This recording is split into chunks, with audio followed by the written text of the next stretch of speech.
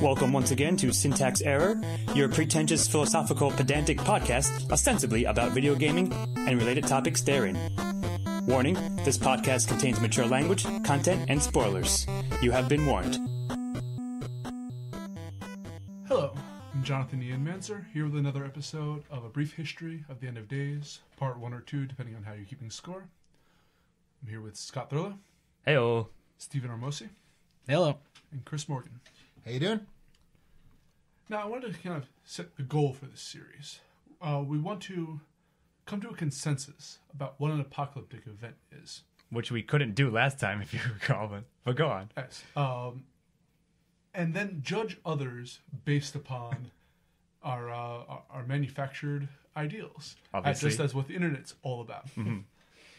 So, I want to start off with the colonization of space. Now, apocalypses are easily cut off by saying it's the destruction of a world. But what happens when humans leave the world? And therein lies, has any human colony ever succeeded in any science fiction medium? And I mean by that, no rebellion or no invasion. I'm going to start off with Scott. I can't really think of one. Like, sure, there's been some that, like, they succeeded, but then, of course, like, they got attacked, or they were attacking somebody, they're already at war, or, like, the Moon and the Heart's Mistress kind of thing, where, you know, yes, an internal rebellion started. So, to answer that, like, I really can't think of one offhand that, in fact, where everything went perfectly smoothly and society flourished in a colony. Well, I mean, just off the top of my head, I know this usually goes from a place of, like, trying to colonize to a complete fucking nightmare, but I can think of one that goes from the opposite way, from a human genocide of an entire species to colonizing throughout the galaxy, and that's the Ender series. And granted, you know, Orson Card is a complete asshole, but these books are still pretty damn good. Broadly. And going from the first book, where the protagonist, Ender, basically wipes out an entire species, to kind of proliferating humanity throughout the galaxy and settling a few other worlds, and trying to make peace with the other species that he finds out there, it becomes more of a book about trying to make peace than trying to make war with whatever else we find out in the great beyond. Now, Chris, you're a resident science fiction expert, so I would like your opinion on this. This is a hard one to answer, because I think it's like anything else. If you were talking about like a bigger universe like Star Trek, or in video games Mass Effect, you've got hundreds or dozens of human colonies as well as other alien colonies. And if you have a cataclysmic event like what happens when we go into later with Mass Effect, no colony is untouched. But if you're talking about the Star Trek universe, where eventually you have like a Borg attack or the Dominion War, there very well could be colonies that are far enough out of the Some fighting. might be more isolated. Yeah, like, so they may not be affected. So I think when you're talking human colonies in the far reaches of space, you kind of, if you're going to talk about the human civilization as a whole, no, I can't think of anything. If you were going to talk about the colony on X planet during X period of time, then yeah, you can. Now, I understand that there's a narrative and necessity for conflict, and having a society that's perfectly harmonious. A peaceful galaxy is really boring, man. Exactly. But I want to ask you the kind of philosophical thing, going deeper into the idea of colonialism. Do you think that there's this almost anti-colonialism bent in science fiction that comes from our experiences as humans? The idea that you either have a colony eventually rebel from the oppression of its mother planet, which you have in StarCraft, you have in many different things like Red Faction, or what's the Arnold Schwarzenegger movie? I can't think of it. Total Recall. Total Recall, yes, absolutely. Which deal with a colony leaving the oppression of a greater parent empire. or you have the natives destroying that colony. So I would like your guys' opinions. Anti-colonialism or just generic narrative? I guess I would say it's a little both. I can see where you and others may draw like the anti-colonialism like message from some of these things, but I don't like. It's hard to say whether or not that's indicative of it as a whole or as like a specific message. Like, so you're saying essentially like in recent times that we've seen that sort of as a trend in sci-fi stories that use like colonies as a setup, etc., and then it's sort of like a message like they're painted in a bad light.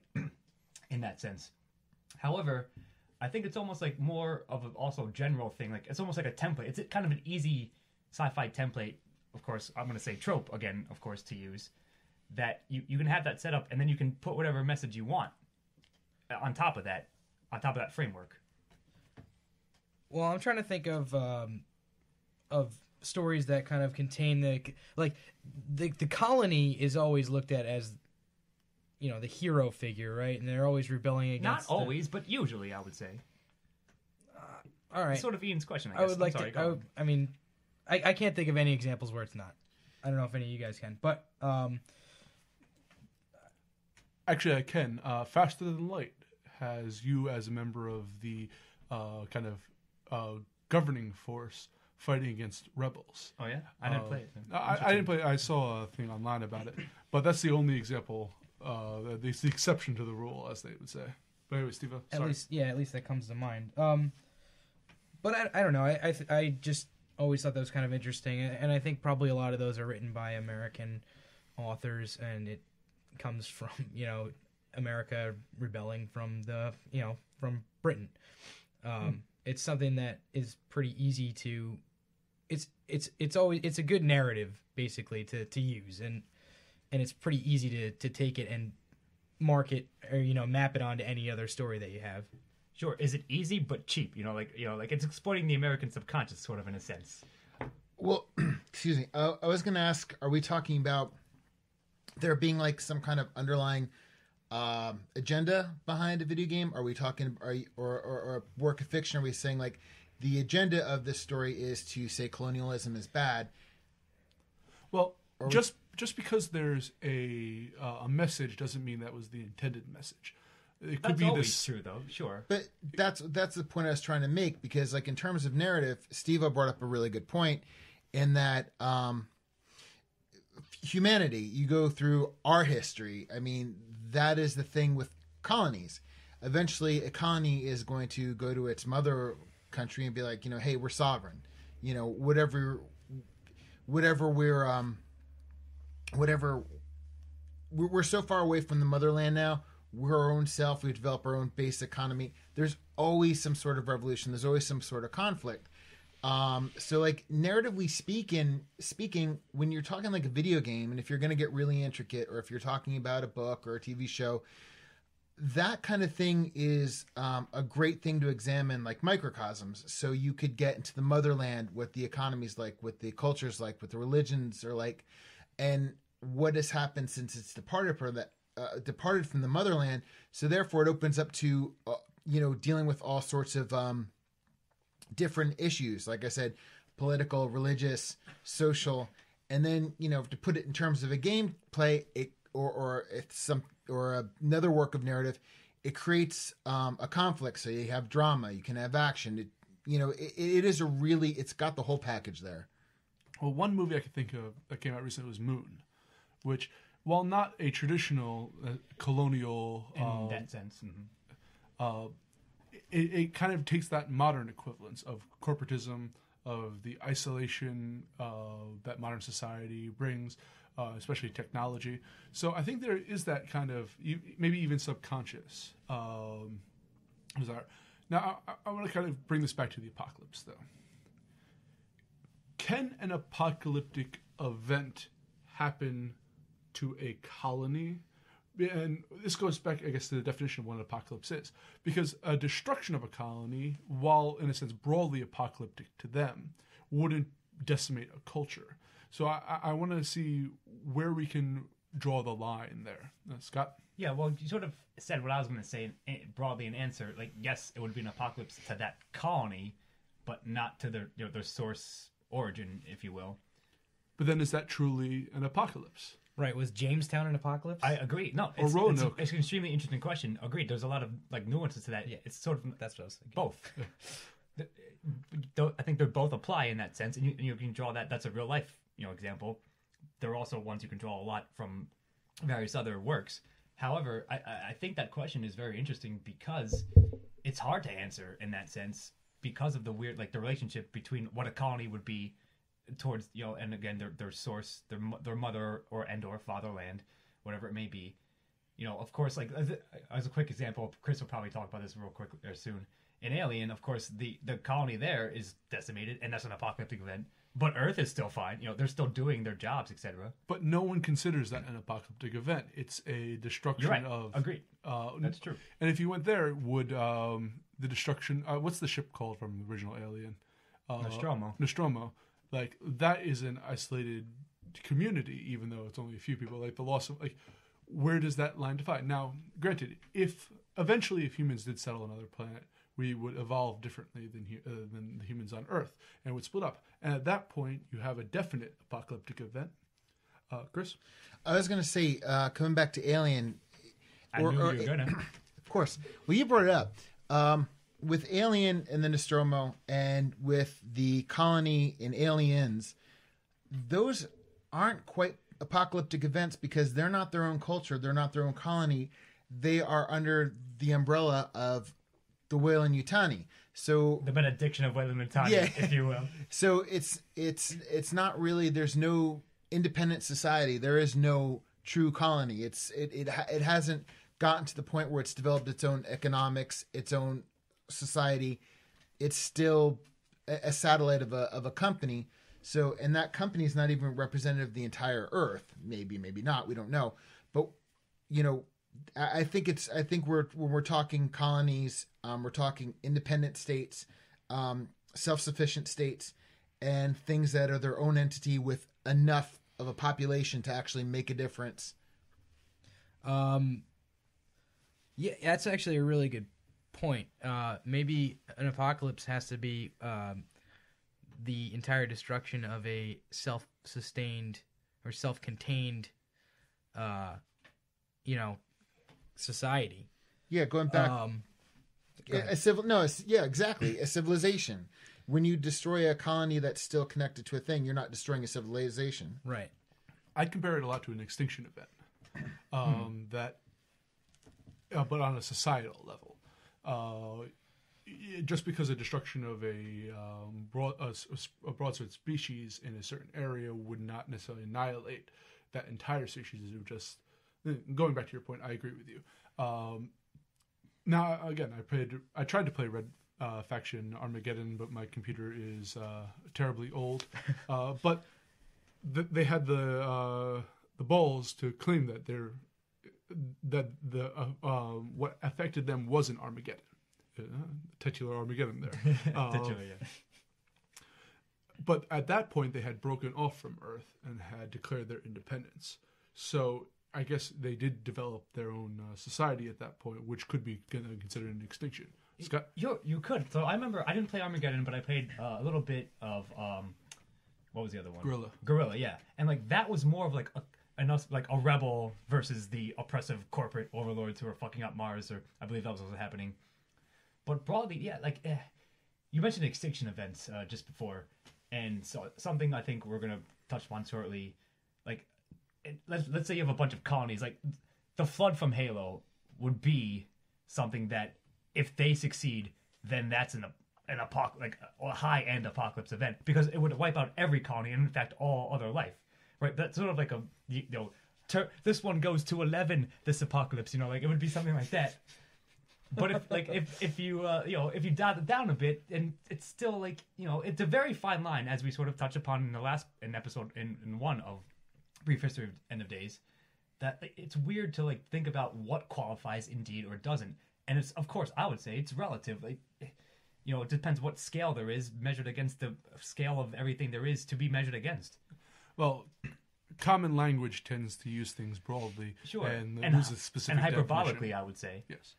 But a nice segue before, because I like to transition to the next part, about the types of alien apocalypse events that you see in all mediums, video games quite often. And the first one I like to do is the hive mind. Whether you're dealing with the Rachni, I believe they're pronounced. Rachni. From Mass Effect. Sorry, Chris is the resident Mass Effect. Sci-fi in general. Sure. The bugs from Starship Troopers. The Reapers and Geths from Mass Effect again. As well. The Borg from Star Trek. The Flood from Halo. The Plague from Red Faction. And the Swarm of Zergs from Starcraft. Actually, the buggers too from. I was just gonna say, there you go, series. The buggers. Yeah. Or the Formix if you want to be whichever formal. The Formix, yeah. I actually prefer the Formix. I like that. Formal Formix. Now, I'm sure that's just a brief example of the many times this has been used before. Why is this a dominant trend in science fiction? Scott? Yes, the hive mind thing has been used a lot. I think or I would say it's something like this. It's because it speaks to our almost like mentality of the us versus them. You know, like we're not humans are not a hive mind in that sense. So you could make a facetious claim that perhaps they might be, but they're not. Like at the end of the day, they don't. That's not how they function. So it's like it's the stranger thing. You know, they're so different from us, and we're at war with them. You know, like we're gonna clash like almost by default the second we encounter a species like that. And depending on like, in theory, hypothetically, that species' goals, etc. Like the thing from Independence Day, like they're just locusts and they just they strip mine planets essentially. And the president asks them, "What is it you want us to do?" And they just says, "Die." Like you need you to go away. I was going to say the hive mind to me is the most terrifying, depending on how it's played. If you're talking about something like the Formix, or you're talking about something like the bugs from Starship Troopers, you're talking about a united force that thinks under that has one purpose, one group acting as. There's no way humans can do that, and something a force like that is going to be terrifying. Yeah, but when you're talking about something like the Borg, or you're talking about something like the Reapers, or you're talking about something like the most terrifying movie, I think, is like one of the two Invasion of the Body Snatchers movie. Because with the Borg, what the Reapers do, what the Body Snatchers do, is they don't kill you per se, but they take away your individuality. Which is somehow worse than killing you, of course. Which is a lot worse than killing you because you're over, but otherwise you're essentially... your personality, everything you are, is being taken over and used against your will, and that you become a resource. Yeah, and that's terrifying. Well, specifically to the Invasion of the Body Snatchers, that was a metaphor for communism and how and all ideologies which you stripped of your American spirit of enterprise and what have you, and become part of something greater than yourselves. That strips of you. But you become less than yourself. Actually, I was going to say that Invasion of the Body Snatchers, the original intent, and according to, the director of the first Invasion of the Body Snatchers, the political leanings were not his intent. They were interpreted, like in 1956. As such? Were interpreted as such because we were in the height of the Cold War. But if you want to talk that, a very comparable story is... the Puppetmasters by Robert Heinlein. That's true. That was a direct. That's a very good point. Commentary on communism. The Body Snatchers the first film was interpreted that way. The book, none of the films after it were intentionally made to be an XP for communism. An XP for communism. More or less, yeah. But I mean, as with everything, when you're talking about the Body Snatchers, you're talking about something like Logan's Run, any speculative fiction, whatever time period that adaptation's being made, you are going to consciously or otherwise comment on, you're going to make analogies to what's going on currently.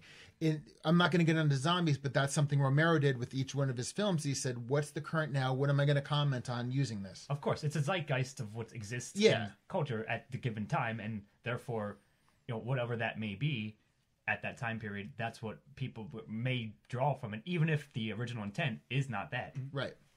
Interesting. Steve-O? Yeah. No, I didn't really have much to add to that. I mean, that's absolutely dead on. I think that a lot of times this the idea of the hive mind is just kind of the idea of something that's the other, you know, That's like, yeah. and it's not. we're not trying to like.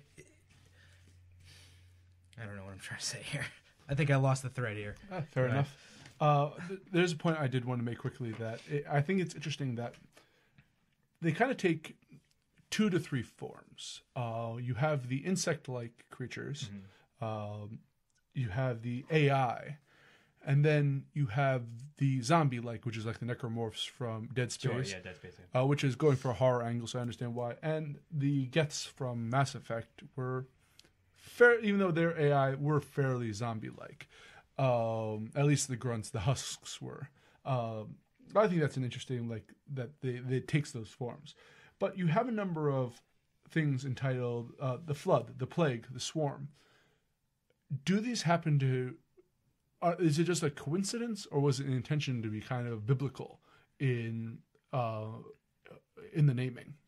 Maybe it's like a Jungian thing, sort of. Again, like collective unconscious, like things that exist and float around in the subconscious of humanity. And because, as you like to say, Christian mythology has existed for so long, granted, you know, there are other religions that did exist, but it's become sort of one of the predominant ones, so that you can use those as references that will like sort of be immediately recognizable, and they're supposed to, like, you know, the whole reason to invoke those kinds of names and concepts and ideas is to I see what you said, sort of like to inform the other, the otherness of whatever enemy we're fighting, which I think sort of quickly links back to what I said about the us versus them kind of mindset that exists in humanity. But I disagree. I think it takes the otherness, but elevates them to a form that is more accessible, maybe? Is that terrifying in its I don't know. and like rooting it, taking this destructive other, and yet rooting it in our past and the reality that we in the know. things that scared us with our ancestors. Sure, I would agree with that. Right. Like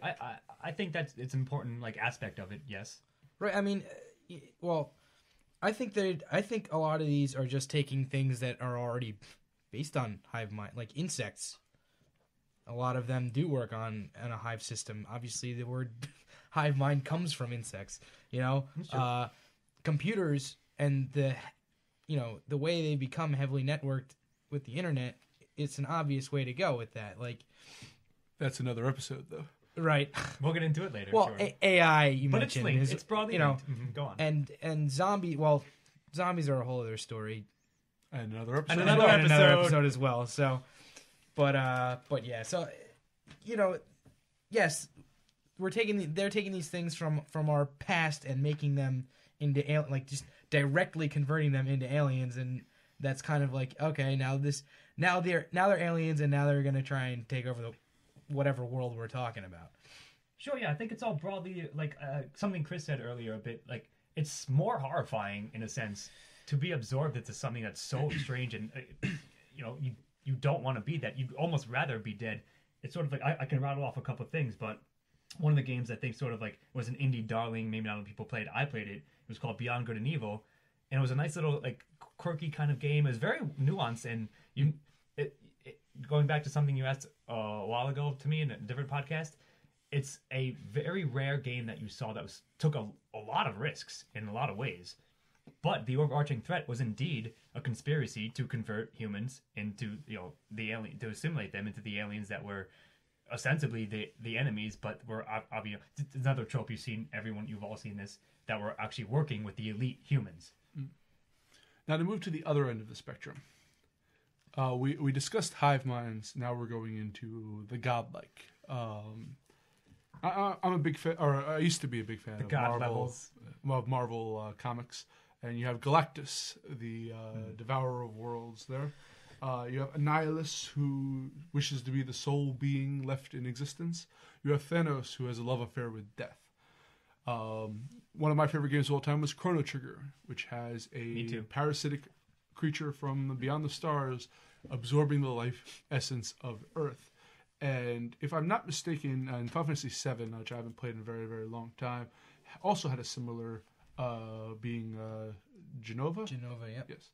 So I'm interested to see of those type, what are your favorite uses of the godlike being? Well, I'm gonna agree with you real quickly that Chrono Trigger is one of the best A games ever made. Of course. And B, use it like it's something. It's almost more like Lavos is almost beyond them, as far beyond monsters as they are beyond all the other ones. Because of this, right? Not only that, it's not only that he's like sucking the life force out of Earth. It's that he came to Earth billions of years ago and like is almost in like a stasis kind of state of being. But he's waiting for Earth to fully mature, so it will become a better meal for him. Like, you know what I mean? It's almost like the thing from the Twilight Zone episode where they're feeding the humans, so they're better. You know, they're like better cattle in a sense that will taste better than the people who are harvesting them. But this is going towards the insect-like thing too. Yes, of true. Burrowing and sure, it has colors of that aspect, of course. So I think that's interesting that it's a dominant theme in our destruction. Steve? Yeah, I was going to mention, I just read recently the 3 Stigmata of Palmer Eldritch, which is a Philip K. Dick book. Awesome book, but in it, there is this thing that gets brought back from, like, far as hell away. It's like, never really said it's what not it is. really described. Like, it's a really trippy book. All Goes into PK books are. drug culture big time, but like there's this force that comes from across the stars and is just threatening to kind of take over all of humanity through their brains through this drug that it brings back in the guise of this dude named Palmer Eldritch, Who is no longer human. It's implied to me that he's no longer human at all. right? Chris? He became his own hive mind godlike thing. Excuse me. One of my favorite uses for the godlike figures, I can think. All right, I'm going to tie in like 2 of my favorite TV shows in with one of my favorite games. Babylon 5, you have the Shadows and you have the Vorlons, which are 2 of the ancient races that have stayed around, that have seen like gods. They've influenced the development of other worlds. And Babylon 5, spoiler, comes down to an ideological battle. In Deep Space Nine, you've got the Prophets that created the wormhole that brought them to the Gamma Quadrant, where there was a race called the Founders, the Shapeshifters, who actually genetically created soldiers and sycophants that viewed them as gods. And then in Mass Effect, it's really, it kind of blurs all this because you have the Protheans, which are this ancient race. They, it is assumed that they built the Citadel. It was assumed they built all this stuff. And they're kind of viewed with this creation, like, tag on them.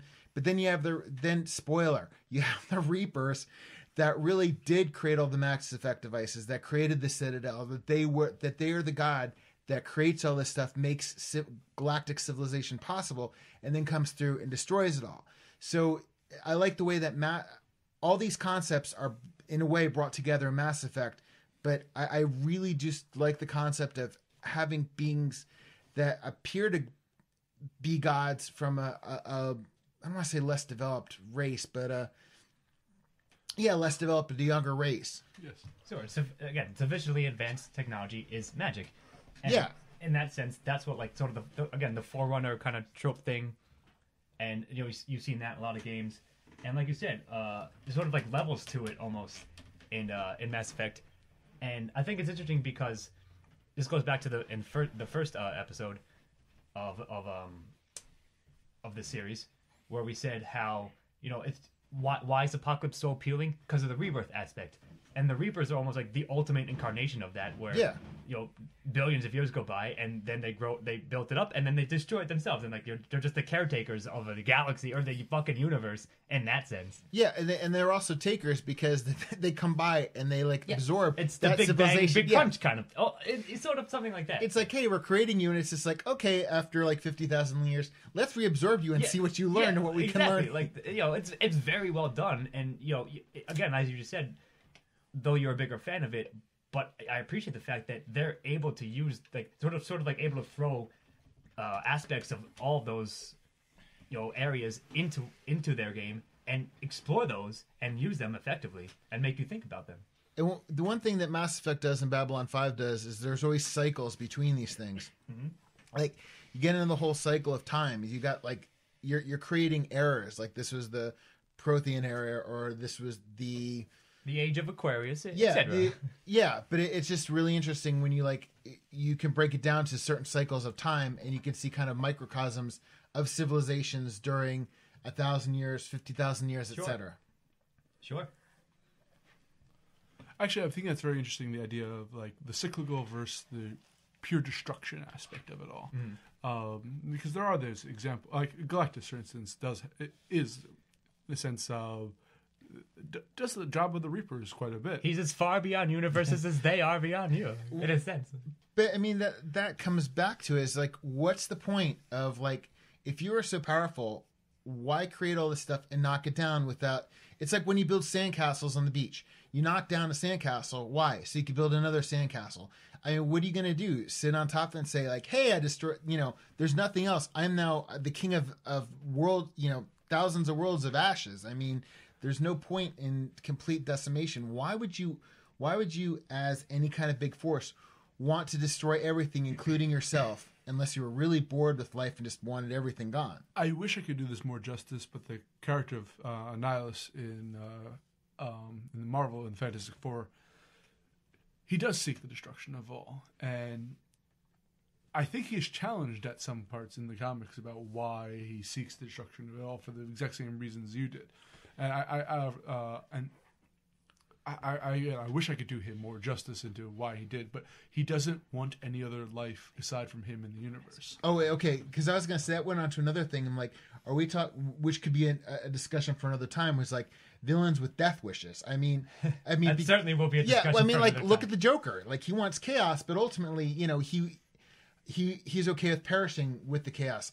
Ra's al Ghul in Batman Begins. He's like, I got a city to destroy. He's going down with the city. So there's an element of a death wish for a greater cause. That's an entirely different episode. Well, that's what I'm saying. That's what I wanted Sure, to. we'll get into it. But I want to say, so going back, like Galactus, like so Annihilus, as you said, actively seeks the destruction of all life or the universe, etc. Like some broad thing like that. That's his name. Yes, of course. Yes, thank you.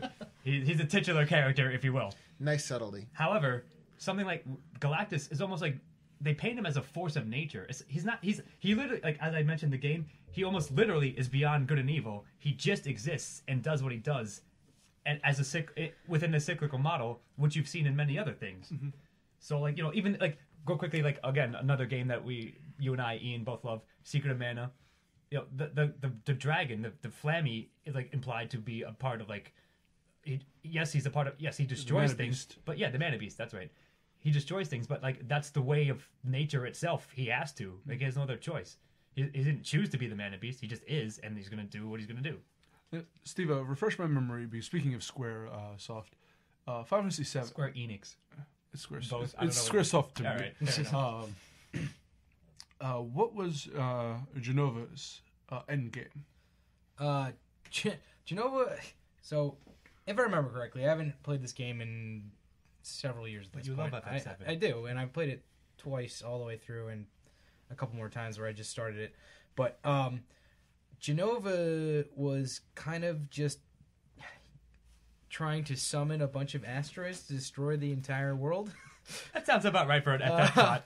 So, I mean, I would want to look back at it and see if there was any more subtlety to it than that, which there might have been. But that's my recollection is basically, using Sephiroth, or Sephiroth tried to use Genova to summon a bunch of asteroids to destroy everything.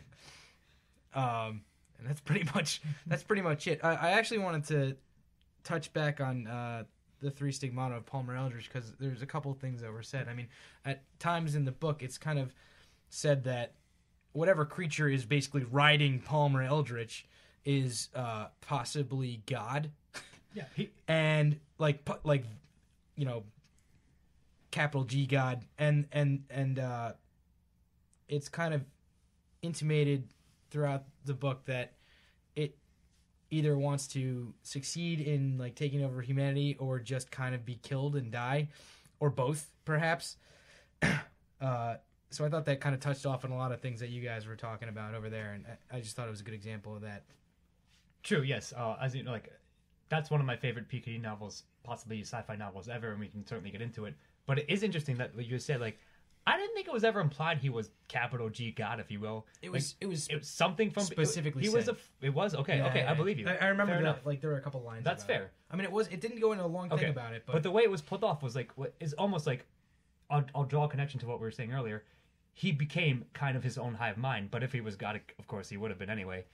But not every character knew that. Like it was implied that they just weren't sure what was going to happen. Well, it's not said that he is God, but it's said that like maybe this guy is like in right. He could be his own force of nature. It's all like sort of as a thing. clusterfuck of like drug right. And as all haze and whatnot. as all PKD novels sort of are in that sense. But it's just a thing that I just never really got that out of it or noticed it. Okay, so we discussed the hive mind. We discussed the godlike. There's a few other kind of alien apocalypses that do happen, and one I think that's very interesting is the concept of like bacterian virus. Mm-hmm. Now you have like technoviruses in certain aspects. I remember the Blob, which is a great one. Neil deGrasse, too. Yeah. Neil deGrasse Tyson stated that that's one of his favorite. The Blob is a aliens. classic sci-fi movie. I think we might agree. Which is a one-celled organism that absorbs others. And I think it's very interesting because it's very fitting that one of the main ideas of how life came to Earth is bacteria riding on a meteor. And the fact that life could be destroyed from outer space by the same process same method, is fascinating to me.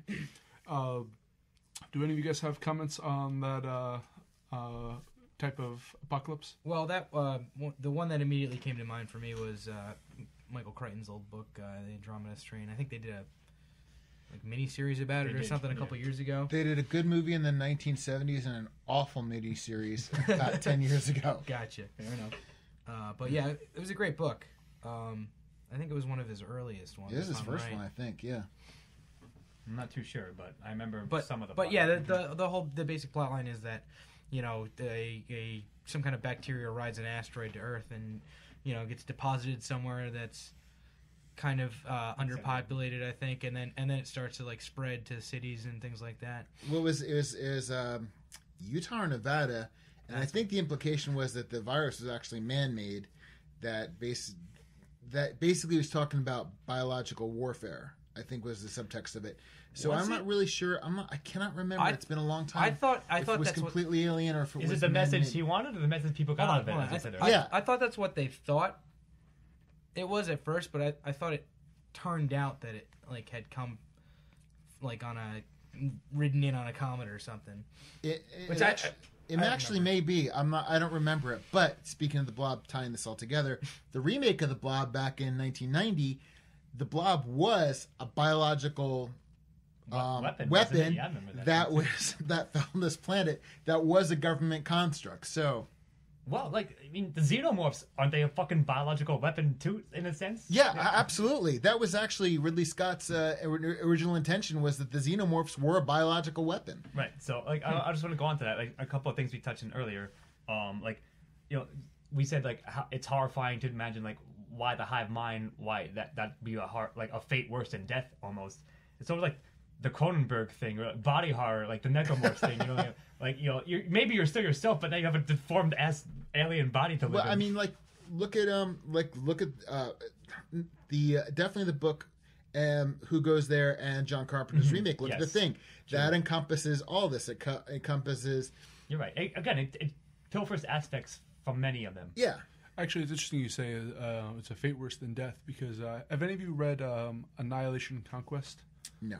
I haven't. I think only you have, probably. I think I might have read that. You might have lent that to me. Ultron works with the Phalanx to... And basically... I know who they both are, but I haven't read this story yet. They basically have released a technovirus that turns everyone into one of us. One of us. One of us, of course, yes.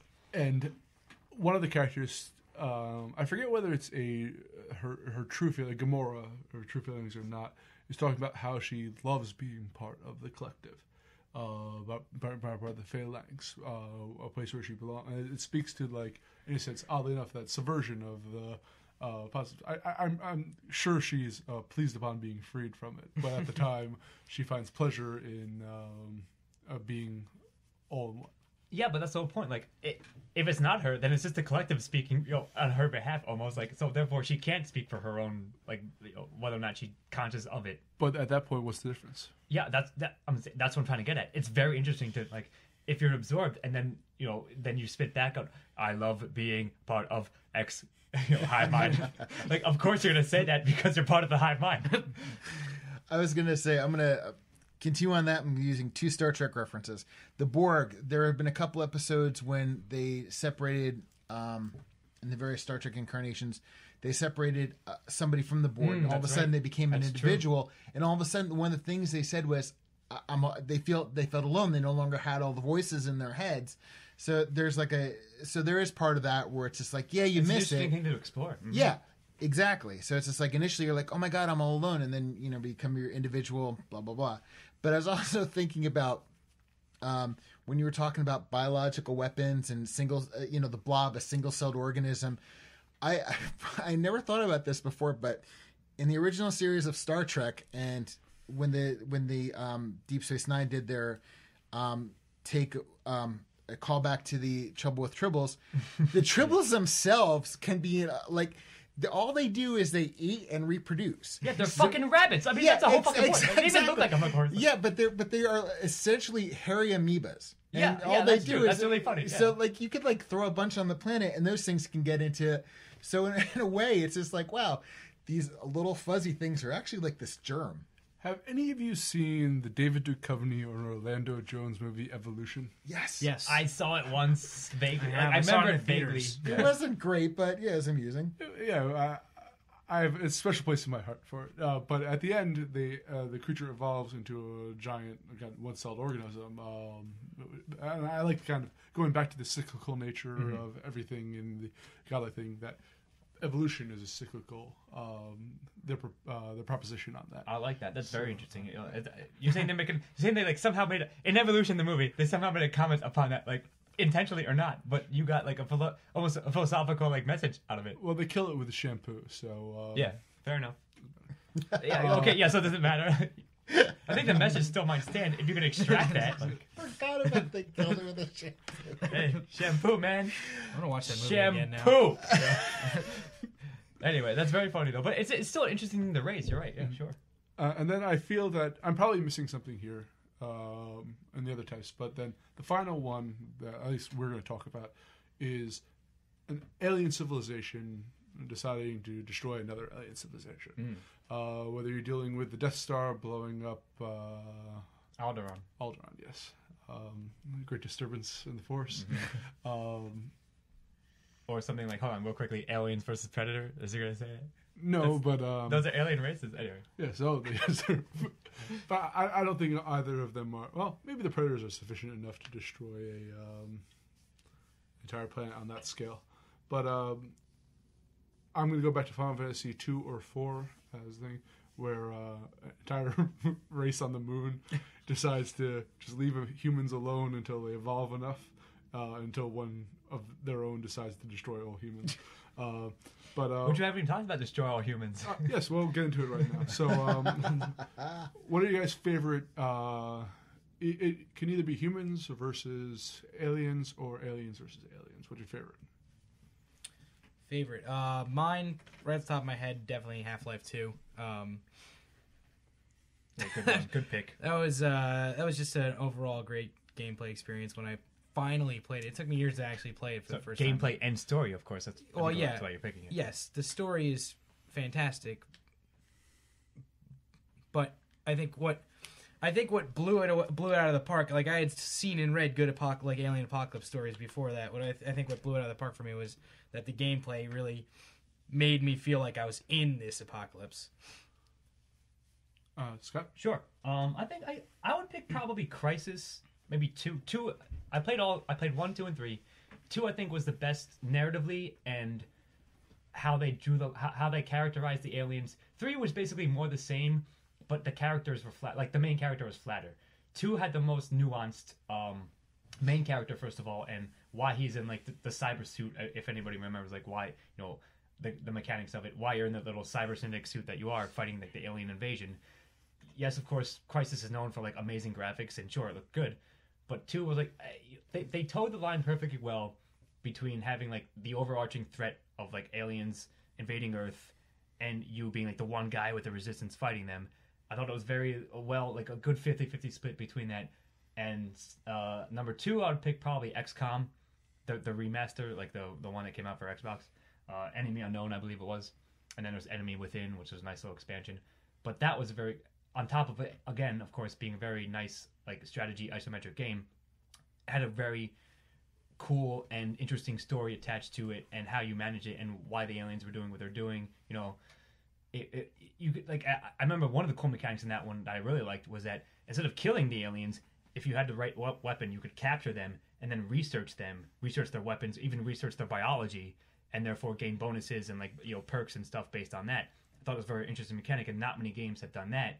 You know, like, it's not explored as much, like, you know, how to fight, in fact, a literally alien race that you don't know how their biology works. Chris? Well, this is going to come as a huge surprise. Without question, Mass Effect. Mass Effect... Then the winner goes to... And the winner goes to Mass Effect. Because Mass Effect encompasses, to me, all the things that science fiction does well.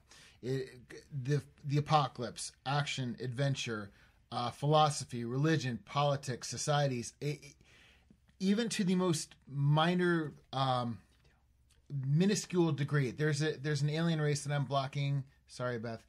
And they only speak through describing actions, so they don't really ever say they kind of like, instead of, they express things verbally, so they'd be like, very bored, how are you doing, you know, and there's you go into the Citadel and there's an advertisement for like a 14-hour version of Hamlet put on by them. Yeah, and that's it's really just funny. So I mean, like I said, Mass Effect for me, number 1. We keep circling around Dead Space, and Dead Space to me didn't really become an apocalyptic. It always had the potential for an apocalypse, but it didn't really become apocalypse till the end. That is what that series of game is the biggest missed opportunity in terms of story. And then if you're gonna talk, you know, just alien invasions, like, you know, destroy all humans was like just a great little romp. That's a rip off of every B movie from the 50s. It was a fun 50s sci-fi thing. Yeah, but there's like a loose story, you know. So yeah, just real quickly, like, I enjoyed, like, I very much enjoy survival horror as a genre, which Dead Space 1 very much was, and it had a great setup. They could have done good things with it, they just didn't. But, and as a very localized thing, like, Mass Effect is a huge, like, you know, drawn out world. Dead Space is like almost like a microcosm of every like space horror movie you've ever seen. Like, you're on a fucking spaceship and horrible aliens are there. There it is, and that was a good experience, but just for that. But like Dead Space 2 kind of felt like Bioshock-ish to me, and like, and it kind of felt like, well, they could have done more with that. And then in 3, at the beginning of 3, and at the epilogue DLC of 3, that, you know, if they'd expanded on that and really, if that was in the main game, it would have been better. It would have, like, if they expand on those ideas. Like I said, Dead Space 1, great.